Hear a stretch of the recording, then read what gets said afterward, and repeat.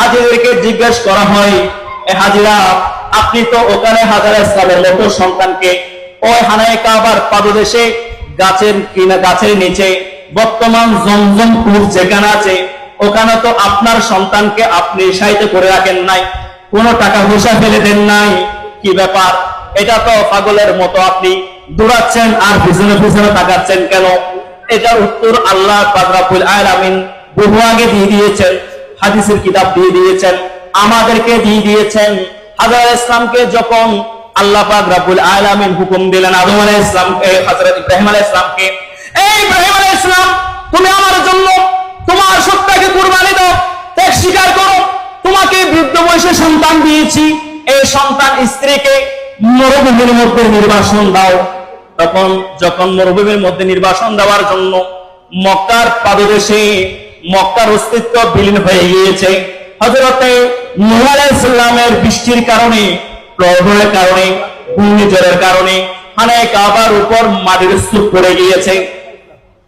আর একটা গাছের কিনারে, গাছের নিচে আল্লাহর ঘরের পাশে হযরতে হাজর আলাইহিস সালাম হযরতে শিশু ইসমাঈল আলাইহিস সালামকে রেখে যখন চলে আসছে, অল্প পানি অল্প কিছু দিয়ে হাজর আলাইহিস সালাম দৌড়াতে দৌড়াতে আসলেন, স্বামী এই অল্প জিনিস দিয়ে আমাদেরকে কোনো কিছু না বলে ফেলে যাচ্ছেন কেন? হযরতে ইব্রাহিম আলাইহিস সালাম জবান দিয়ে কোনো কথা বলে নাই, কোনো উত্তর দেয় নাই।